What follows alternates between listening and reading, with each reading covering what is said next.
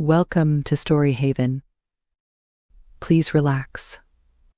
Remember to like, subscribe, and enjoy. Jane Austen by Anne Thackeray Ritchie. Jane Austen, 1775 to 1817. À mesure qu'on a plus d'esprit, on trouve qu'il y a plus des hommes originaux. Les gens du commun ne trouvaient pas la différence entre des hommes. Pascal. Part 1. I did not know that you were a studier of character, says Bingley to Elizabeth. It must be an amusing study. Yes, but intricate characters are the most amusing. They have at least that advantage. The country, said Darcy, can in general supply but few subjects for such a study. In a country neighbourhood you move in a very confined and unvarying society. But people themselves alter so much, Elizabeth answers, that there is something new to be observed in them for ever. Yes, indeed, cried Mrs. Bennet, offended by Darcy's manner of mentioning a country neighbourhood. I assure you that we have quite as much of that going on in the country as in town. Everybody was surprised, and Darcy, after looking at her for a moment, turned silently away. Mrs. Bennet, who fancied she had gained a complete victory over him, continued her triumph. These people belong to a whole world of familiar acquaintances, who are, notwithstanding their old-fashioned dresses and quaint expressions, more alive to us than a great many of the people among whom we live. We know so much more about them to begin with. Notwithstanding a certain reticence and self-control which seems to belong to their age, and with all their quaint dresses and ceremonies and manners, the ladies and gentlemen in Pride and Prejudice and its companion novels seem like living people out of our own acquaintance, transported bodily into a bygone age, represented in the half-dozen books that contain Jane Austen's works. Dear books! Bright, sparkling with wit and animation, in which the homely heroines charm, the dull hours fly, and the very bores are enchanting. Could we but study our own bores, as Miss Austen must have studied hers in her country village, what a delightful world this might be! A world of Norris's economical great walkers, with dining-room tables to dispose of Lady Bertrams on sofas, with their placid, "Do not act anything improper, my dears." Sir Thomas would not like it. Of Bennets, Goddards, Bateses, of Mr. Collinses, of Rushbrooks, with 42 speeches apiece. A world of Mrs. Eltons, inimitable woman. She must be alive at this very moment, if we but knew where to find her. Her basket on her arm, her nods and all-importance, with Maple Grove and the Sucklings in the background. She would be much excited were she aware how she is esteemed by a late Chancellor of the Exchequer, who is well acquainted with Maple Grove, and Selina too. It might console her for Mr. Knightley's shabby marriage. All these people nearly start out of the pages, so natural and unaffected are they, and yet they never lived, except in the imagination of one lady with bright eyes, who sat down some 70 years ago to an old mahogany desk in a quiet country parlour, and evoked them for us. One seems to see the picture of the unknown friend who has charmed us so long, charmed away dull hours, created neighbours and companions for us in lonely places, conferring happiness and harmless mirth upon generations to come. One can picture her as she sits erect, with her long and graceful figure, her full round face, her bright eyes cast down. Jane Austen, the woman of whom England is justly proud, whose method generous Macaulay has placed near Shakespeare. She is writing in secret, putting away her work when visitors come in, unconscious, modest, hidden at home in heart, as she was in her sweet and womanly life, with the wisdom of the serpent indeed, and the harmlessness of a dove. Someone said just now that many people seem to be so proud of seeing a joke at all, that they impress it upon you until you are perfectly wearied by it. Jane Austen was not of these. Her humour flows gentle and spontaneous. It is no elaborate mechanism nor artificial fountain, but a bright natural stream, rippling and trickling over every stone and sparkling in the sunshine.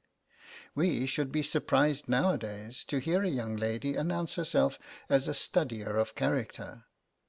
From her quiet home in the country lane, this one reads to us a real page from the absorbing, pathetic, humorous book of human nature, a book that we can most of us understand when it is translated into plain English, but of which the quaint and illegible characters are often difficult to decipher for ourselves. It is a study which, with all respect for Darcy's opinion, must require something of country-like calm and concentration and freedom of mind. It is difficult, for instance, for a too impulsive student not to attribute something of his own moods to his specimens, instead of dispassionately contemplating them from a critical distance.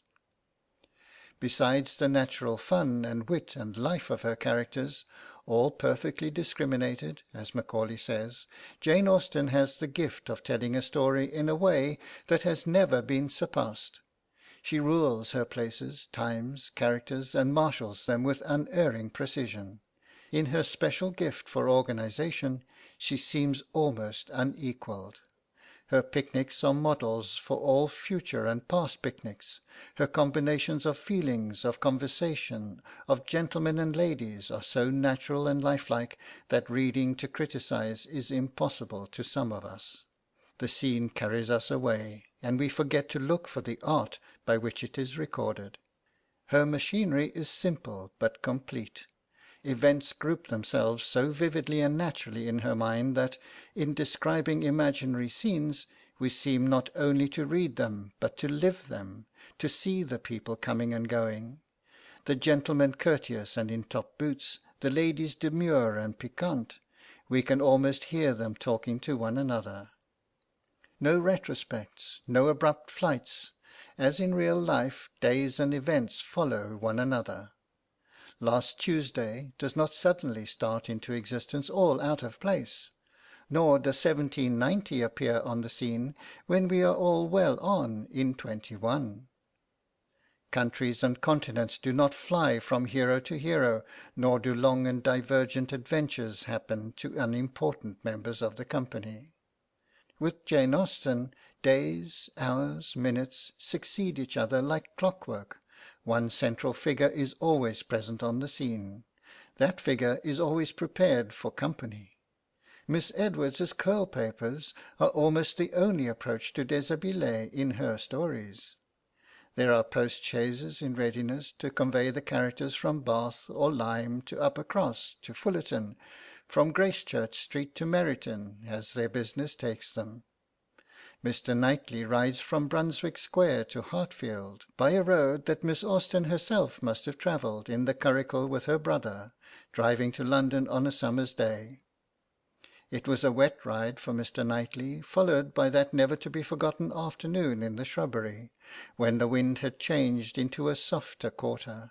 The clouds were carried off, and Emma, walking in the sunshine, with spirits freshened and thoughts a little relieved, and thinking of Mr. Knightley as 16 miles away, meets him at the garden door, and everybody, I think, must be the happier for the happiness and certainty that 1/2 hour gave to Emma and her indifferent lover. There is a little extract from one of Miss Austen's letters to a niece, which shows that all this successful organisation was not brought about by chance alone, but came from careful workmanship.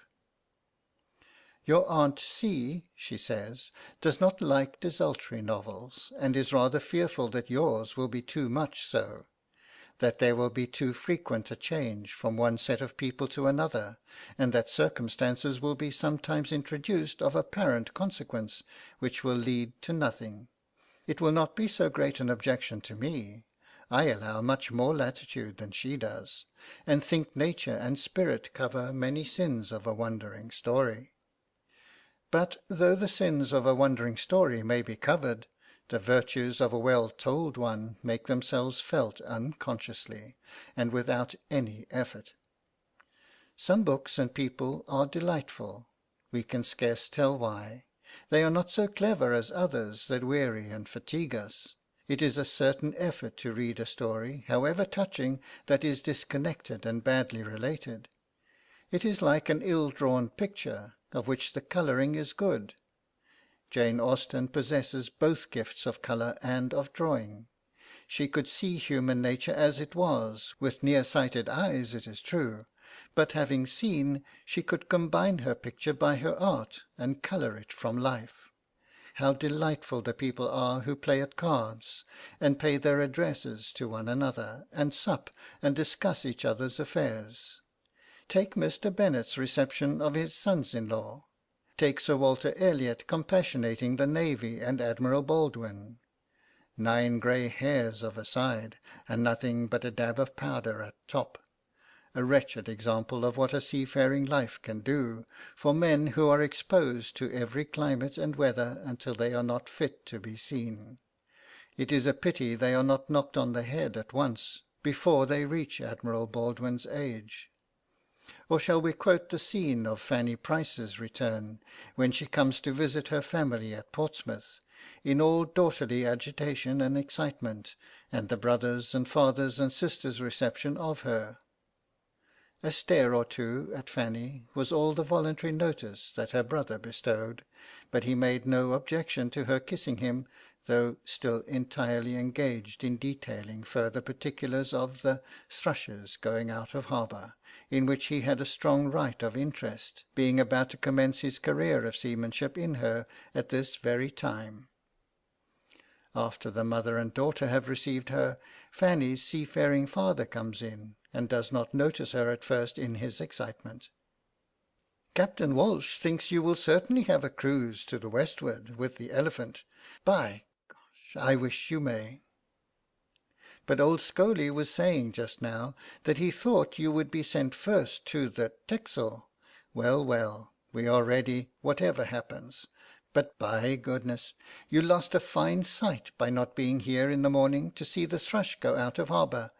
I would not have been out of the way for £1,000. Old Scholey ran in at breakfast time to say she had slipped her moorings and was coming up. I jumped up and made but 2 steps to the platform. If ever there was a perfect beauty afloat, she is one, and there she lies at Spithead, and anybody in England would take her for an 8 and 20. I was upon the platform for 2 hours this afternoon looking at her. She lies close to the Endymion, between her and the Cleopatra, just to the eastward of the sheer hulk." "Ha!" cried William, "that's just where I should have put her myself. It's the best berth in Spithead. But here is my sister, sir. Here is Fanny," turning and leading her forward. "It is so dark you do not see her." With an acknowledgment that he had quite forgot her, Mr. Price now received his daughter, and having given her a cordial hug, and observed that she was growing into a woman, and he supposed would be wanting a husband soon, seemed very much inclined to forget her again. How admirably it is all told, how we hear them all talking. From her own brothers Jane Austen learned her accurate knowledge of ships and seafaring things. From her own observation she must have gathered her delightful droll science of men and women, and their ways and various destinations.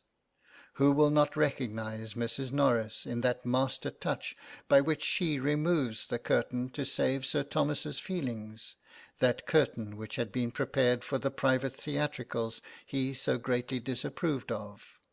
Mrs. Norris thoughtfully carries it off to her cottage, where she happened to be particularly in want of green baize. Part 2. The charm of friends of pen and ink is their unchangeableness. We go to them when we want them. We know where to seek them. We know what to expect from them. They are never preoccupied. They are always at home. They never turn their backs nor walk away as people do in real life, nor let their houses and leave the neighbourhood and disappear for weeks together. They are never taken up with strange people, nor suddenly absorbed into some more genteel society, or by some nearer fancy. Even the most volatile among them is to be counted upon. We may have neglected them, and yet when we meet again there are the familiar old friends, and we seem to find our own old selves again in their company. For us, time has, perhaps, passed away, feelings have swept by, leaving interests and recollections in their place, but at all ages there must be days that belong to our youth, hours that will recur so long as men forbear and women remember, and life itself exists. Perhaps the most fashionable marriage on the tapis no longer excites us very much, but the sentiment of an Emma or an Anne Elliot comes home to some of us as vividly as ever. It is something to have such old friends who are so young. An Emma blooming, without a wrinkle or a grey hair, after 20 years' acquaintance.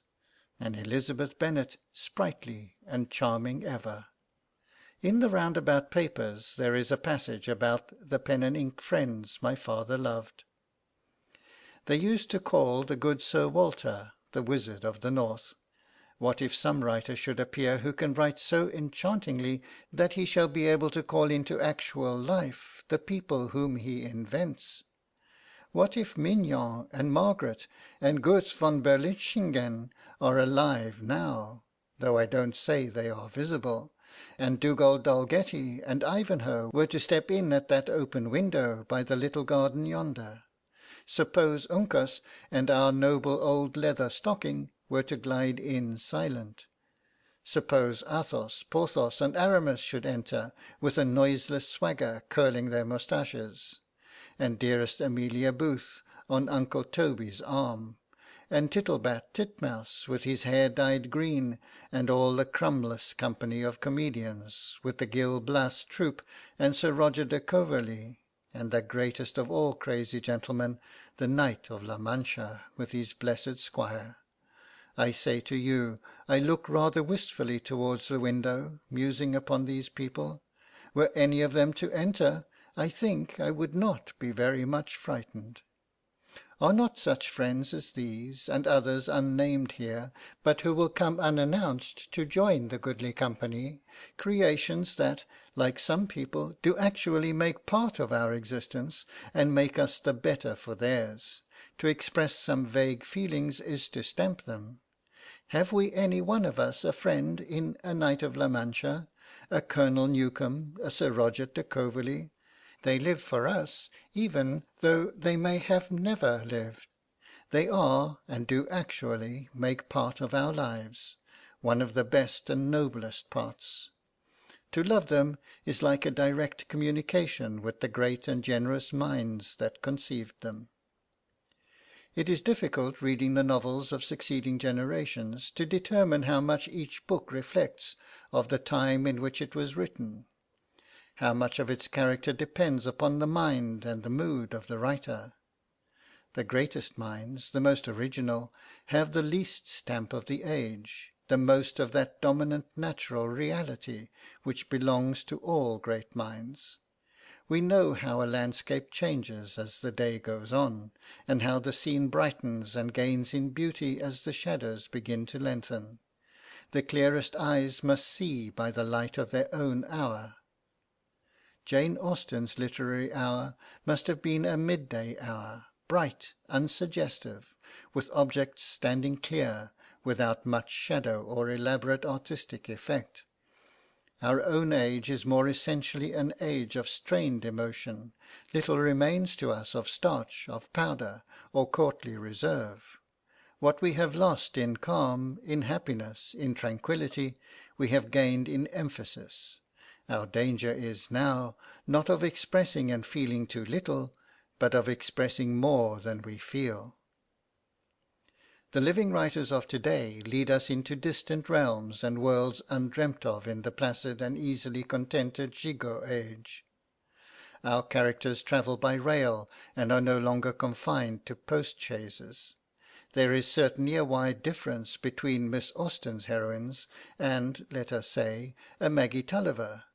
One would be curious to know whether between the human beings who read Jane Austen's books today and those who read them 50 years ago, there is as great a contrast. One reason may be, perhaps, that characters in novels are certainly more intimate with us and on less ceremonious terms than in Jane Austen's days, when heroines never gave up a certain gentle self-respect and humour and hardness of heart in which some modern types are a little wanting. Whatever happens, they could for the most part speak of quietly and without bitterness. Love with them does not mean a passion so much as an interest, deep, silent, not quite incompatible with a secondary flirtation. Marianne Dashwood's tears are evidently meant to be dried. Jane Bennet smiles, sighs, and makes excuses for Bingley's neglect. Emma passes one disagreeable morning making up her mind to the unnatural alliance between Mr. Knightley and Harriet Smith. It was the spirit of the age, and, perhaps, one not to be unenvied. It was not that Jane Austen herself was incapable of understanding a deeper feeling. In the last written page of her last written book there is an expression of the deepest and truest experience. Annie Elliot's talk with Captain Benfield is the touching utterance of a good woman's feelings. They are speaking of men and of women's affections. "You're always labouring and toiling," she says, "exposed to every risk and hardship. Your home, country, friends, all united, neither time nor life to be called your own. It would be too hard indeed," with a faltering voice, "if a woman's feelings were to be added to all this." Further on she says eagerly, "I hope I do justice to all that is felt by you and by those who resemble you. God forbid that I should undervalue the warm and faithful feelings of any of my fellow creatures. I should deserve utter contempt if I dared to suppose that true attachment and constancy were known only by woman. No, I believe you capable of everything good and great in your married lives. I believe you equal to every important exertion, and to every domestic forbearance, so long as, if I may be allowed the expression, so long as you have an object. I mean, while the woman you love lives and lives for you. All the privilege I claim for my own sex, it is not a very enviable one, you need not court it, is that of loving longest, when existence or when hope is gone." She could not immediately have uttered another sentence. Her heart was too full, her breath too much oppressed. Dear Anne Elliot, sweet, impulsive, womanly, tender-hearted. One can almost hear her voice pleading the cause of all true women. In those days, when, perhaps, people's nerves were stronger than they are now, sentiment may have existed in a less degree, or have been more ruled by judgment, it may have been calmer and more matter of fact, and yet Jane Austen, at the very end of her life, wrote thus. Her words seem to ring in our ears after they have been spoken. Anne Elliot must have been Jane Austen herself, speaking for the last time. There is something so true, so womanly about her, that it is impossible not to love her most of all. She is the bright-eyed heroine of the earlier novels, matured, softened, cultivated, to whom fidelity has brought only greater depth and sweetness instead of bitterness and pain. What a difficult thing it would be to sit down and try to enumerate the different influences by which our lives have been affected, influences of other lives, of art, of nature, of place and circumstance, of beautiful sights passing before our eyes, of painful ones, seasons following in their course, hills rising on our horizons, scenes of ruin and desolation, crowded thoroughfares, sounds in our ears, jarring or harmonious, the voices of friends, calling, warning, encouraging, of preachers preaching, of people in the street below, complaining and asking our pity. What long processions of human beings are passing before us, what trains of thought go sweeping through our brains. Man seems a strange and ill-kept record of many and bewildering experiences. Look at oneself, not as oneself, but as an abstract human being. One is lost in wonder at the vast complexities which have been brought to bear upon it, lost in wonder and in disappointment perhaps at the discordant result of so great a harmony. Only we know that the whole diapason is beyond our grasp. One man cannot hear the note of the grasshoppers, another is deaf when the cannon sounds.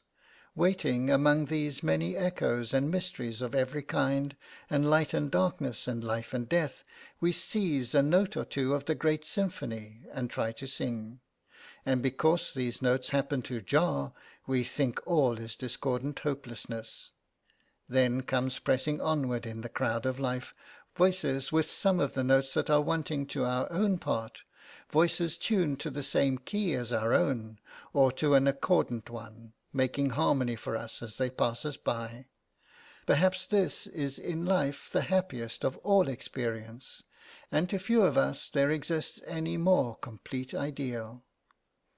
And so, now and then in our lives, when we learn to love a sweet and noble character, we all feel happier and better for the goodness and charity which is not ours, and yet which seems to belong to us while we are near it. Just as some people and states of mind affect us uncomfortably, so we seem to be true to ourselves with a truthful person, generous-minded with a generous nature. Life seems less disappointing and self-seeking when we think of the just and sweet and unselfish spirits, moving untroubled among dinning and distracting influences. These are our friends in the best and noblest sense. We are the happier for their existence. It is so much gain to us. They may have lived at some distant time. We may never have met face to face, or we may have known them and been blessed by their love. But their light shines from afar. Their life is for us and with us in its generous example. Their song is for our ears, and we hear it and love it still, though the singer may be lying dead. Part 3. A little book written by one of Jane Austen's nephews tells with a touching directness and simplicity the story of this good and gifted woman, whose name has long been a household word among us, but of whose history nothing was known until this little volume appeared. It is but the story of a country lady, of quiet days following quiet days, of seasons in their course of common events, and yet the history is deeply interesting to those who loved the writer of whom it is written. And as we turn from the story of Jane Austen's life to her books again, we feel more than ever that she, too, was one of those true friends who belong to us inalienably, simple, wise, contented, living in others, one of those whom we seem to have a right to love. Such people belong to all humankind by the very right of their wide and generous sympathies, of their gentle wisdom and lovableness. Jane Austen's life, as it is told by Mr. Austen Leigh, is very touching, sweet and peaceful. It is a country landscape, where the cattle are grazing, the boughs of the great elm tree rocking in the wind. Sometimes, as we read, they come falling with a crash into the sweep. Birds are flying about the old house, homely in its simple rule. The rafters cross the whitewashed ceilings, the beams project into the room below. We can see it all. The parlour with the horsehair sofa, the scant, quaint furniture, the old-fashioned garden outside, with its flowers and vegetables combined, and along the south side of the garden the green terrace sloping away. There is a pretty description of the sisters' devotion to one another. When Cassandra went to school, little Jane accompanied her. The sisters could not be parted. Of the family party, of the old place, where there are hedgerows winding, with green shady footpaths within the copse, where the earliest primroses and hyacinths are found. There is the woodwalk, with its rustic seats, leading to the meadows, the church walk leading to the church, which is far from the hum of the village, and within sight of no habitation except a glimpse of the grey manor house through its circling screen of sycamores. Sweet violets, both purple and white, grow in abundance beneath its south wall. Large elms protrude their rough branches, old hawthorns shed their blossoms over the graves, and the hollow yew tree must be at least coeval with the church. One may read the account of Catherine Morland's home with new interest, from the hint which is given of its likeness to the old house at Steventon, where dwelt the unknown friend whose voice we seem to hear at last, and whose face we seem to recognise, her bright eyes and brown curly hair, her quick and graceful figure. One can picture the children who are playing at the door of the old parsonage and calling for Aunt Jane.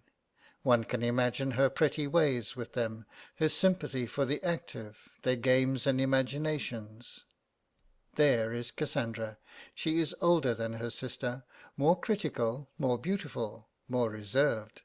There is the mother of the family, with her keen wit and clear mind, the handsome father, the handsome proctor, as he was called, the 5 brothers driving up the lane. Tranquil summer passes by, the winter days go by. The young lady still sits writing at the old mahogany desk, and smiling, perhaps, at her own fancies, and hiding them away with her papers at the sound of coming steps. Now the modest papers, printed and reprinted, lie in every hand. The fancies disport themselves at their will in the wisest brains and the most foolish. It must have been at Steventon, Jane Austen's earliest home, that Mr. Collins first made his appearance, Lady Catherine not objecting, as we know, to his occasional absence on a Sunday, provided another clergyman was engaged to do the duty of the day. And here, conversing with Miss Jane, that he must have made many of his profoundest observations upon human nature, remarking, among other things, that resignation is never so perfect as when the blessing denied begins to lose somewhat of its value in our estimation, and propounding his celebrated theory about the usual practice of elegant females. It must have been here too that poor Mrs. Bennet declared, with some justice, that once estates are entailed, one can never tell how they will go. Here too that Mrs. Allen's sprigged muslin and John Thorpe's rhodomontades were woven, that his gig was built, curricle-hung lamps, seat, trunk, sword-case, splashboard, silver moulding, all, you see, complete. The ironwork as good as new, or better. He asked 50 guineas. I closed with him directly, threw down the money, and the carriage was mine. And I am sure, said Catherine, I know so little of such things that I cannot judge whether it was cheap or dear. Neither the one nor the other, says John Thorpe. Mrs. Palmer was also born at Steventon, that good-humoured lady, in Sense and Sensibility, who thinks it so ridiculous that her husband never hears her when she speaks to him. We are told that Marianne and Eleanor have been supposed to represent Cassandra and Jane Austen, but Mr. Austen Leigh says that he can trace no resemblance. Jane Austen is not 20 when this book is written, and only 21 when Pride and Prejudice is first devised. Cousins presently come on the scene, and amongst them the romantic figure of a young, widowed Comtesse de Feuillade flying from the Revolution to her uncle's home. She is described as a clever and accomplished woman, interested in her young cousins, teaching them French, both Jane and Cassandra knew French, helping in their various schemes, in their theatricals in the barn. She eventually marries her cousin Henry Austen. The simple family annals are not without their romance, but there is a cruel one for poor Cassandra, whose lover dies abroad, and his death saddens the whole family party. Jane, too, receives the addresses (do such things as addresses exist nowadays?) of a gentleman possessed of good character and fortune, and of everything, in short, except the subtle power of touching her heart. One cannot help wondering whether this was a Henry Crawford or an Elton or a Mr. Elliot, or had Jane already seen the person that even Cassandra thought good enough for her sister? Here, too, is another sorrowful story. The sister's fate, there is a sad coincidence and similarity in it, was to be undivided. Their life, their experience was the same.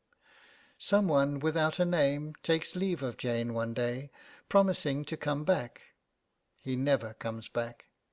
Long afterwards they hear of his death.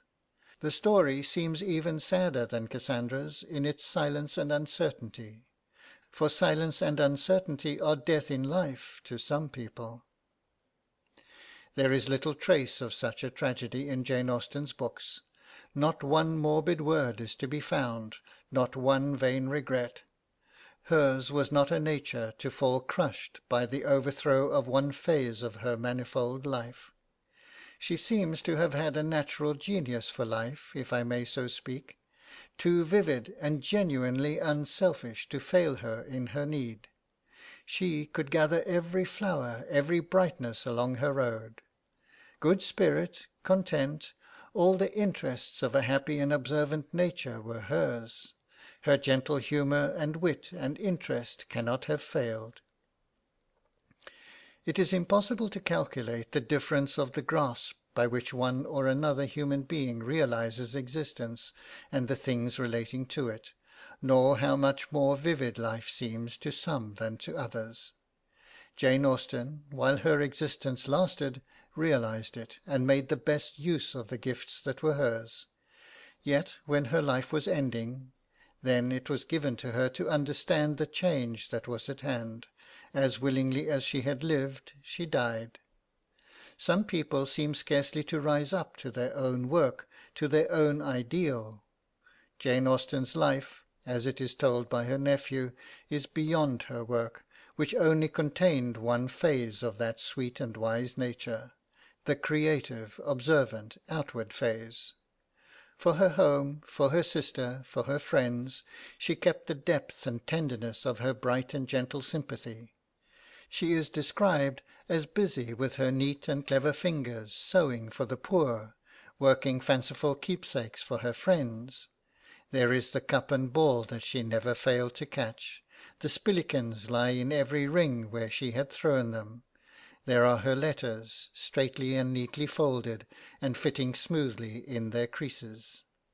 There is something sweet, orderly, and consistent in her character and all her tastes, in her fondness for crab and cowper, in her little joke that she ought to be a Mrs. Crab. She sings of an evening old ballad to old-fashioned tunes with a slow, sweet voice. Further on we have a glimpse of Jane and her sisters in their mob caps, young still, but dressed soberly beyond their years. One can imagine Aunt Jane with her brother's children round her knee, telling her delightful stories or listening to theirs, with never-failing sympathy. One can fancy Cassandra, who does not like desultory novels, more prudent and more reserved, and somewhat less of a playfellow, looking down upon the group with elder sister's eyes. Here is an extract from a letter written at Steventon in 1800. I have 2 messages. Let me get rid of them, and then my paper will be my own. Mary fully intended writing by Mr. Charles's Frank, and only happened entirely to forget it, but will write soon, and my father wishes Edward to send him a memorandum of the price of hops. Sunday evening. We have had a dreadful storm of wind in the forepart of the day, which has done a great deal of mischief among our trees. I was sitting alone in the drawing-room when an odd kind of crash startled me. In a moment afterwards it was repeated. I then went to the window. I reached it just in time to see the last of our 2 highly valued elms descend into the sweep. The other, which had fallen, I suppose, in the first crash, and which was nearest to the pond, taking a more easterly direction, sank among our screen of chestnuts and firs, knocking down one spruce fir, breaking off the head of another and stripping the 2 corner chestnuts of several branches in its fall. This is not all. The maple bearing the weathercock was broken in 2, and what I regret more than all the rest is, that all the 3 elms that grew in Hall's meadow, and gave such ornament to it, are gone. A certain Mrs. Stent comes into one of these letters, ejaculating some wonder about the cocks and hens. Mrs. Stent seems to have tried their patience, and will be known henceforward as having bored Jane Austen. They leave Steventon when Jane is about 25 years of age, and go to Bath, from whence a couple of pleasant letters are given us. Jane is writing to her sister. She has visited Miss A., who, like all other young ladies, is considerably genteeler than her parents. She is heartily glad that Cassandra speaks so comfortably of her health and looks. Could travelling 50 miles produce such an immediate change? You were looking poorly when you were here, and everybody seemed sensible of it. Is there any charm in a hack post-chaise? But if there were, Mrs. Craven's carriage might have undone it all. Then Mrs. Stent appears again. Poor Mrs. Stent, it has been her lot to be always in the way, but we must be merciful, for perhaps in time we may come to be Mrs. Stents ourselves, unequal to anything and unwelcome to everybody. Elsewhere she writes, upon Mrs. Somebody's mentioning that she had sent the rejected addresses to Mr. H. I began talking to her a little about them, and expressed my hope of their having amused her. Her answer was, "Oh dear, yes, very much, very droll indeed. The opening of the house and the striking up of the fiddles." What she meant, poor woman, who shall say? But there is no malice in Jane Austen. Hers is the charity of all clear minds. It is only the muddled who are intolerant. All who love Emma and Mr. Knightley must remember the touching little scene in which he reproves her for her thoughtless impatience of poor Miss Bates's volubility. You, whom she had known from an infant, whom she had seen grow up from a period when her notice was an honour, to have you now, in thoughtless spirits and in pride of the moment, laugh at her, humble her. This is not pleasant to you, Emma, and it is very far from pleasant to me. But I will tell you truths while I am satisfied with proving myself your friend by very faithful counsel, and trusting that you will some time or other do me greater justice than you can do me now. While they talked, they were advancing towards the carriage. It was ready, and before she could speak again, he had handed her in. He had misinterpreted the feeling which kept her face averted and her tongue motionless. Mr. Knightley's little sermon, in its old-fashioned English, is as applicable now as it was when it was spoken. We know that he was an especial favourite with Jane Austen. Part 4. Mr. Austen died at Bath, and his family removed to Southampton. In 1811, Mrs. Austen, her daughters, and her niece settled finally at Chawton, a house belonging to Jane's brother, Mr. Knight. He was adopted by an uncle, whose name he took. And from Chawton all her literary work was given to the world. Sense and Sensibility, Pride and Prejudice, were already written, but in the next 5 years, from 35 to 40, she set to work seriously, and wrote Mansfield Park, Emma, and Persuasion. Anyone who has written a book will know what an amount of labour this represents. One can picture to oneself the little family scene which Jane describes to Cassandra. Pride and Prejudice just come down in a parcel from town, the unsuspicious Miss B. to dinner, and Jane and her mother setting to in the evening and reading aloud half the first volume of a new novel sent down by the brother. Unsuspicious Miss B. is delighted. Jane complains of her mother's too rapid way of getting on. Though she perfectly understands the characters herself, she cannot speak as they ought. Upon the whole, however, she says, I am quite vain enough and well satisfied enough. This is her own criticism of Pride and Prejudice. The work is rather too light and bright and sparkling. It wants shade.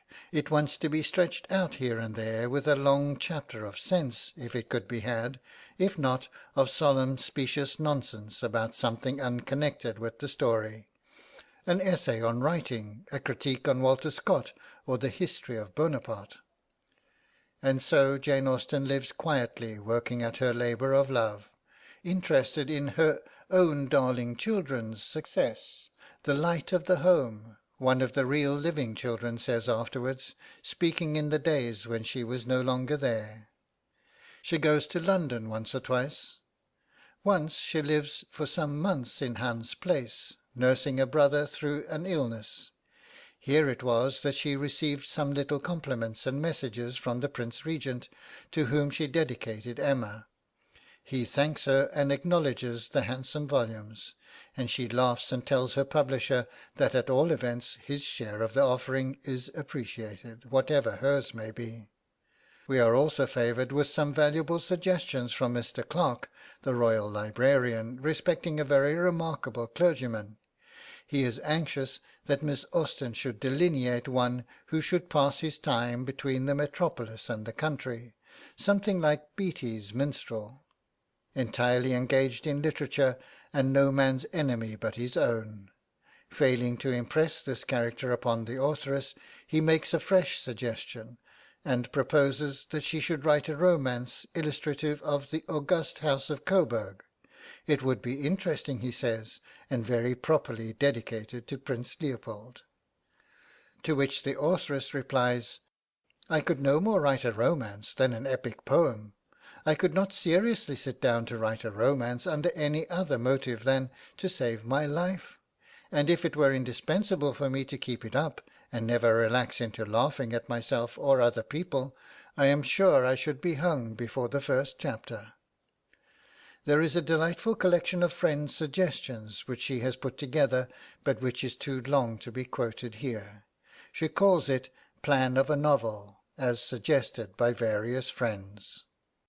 All this time, while her fame is slowly growing, life passes in the same way as in the old cottage at Chawton.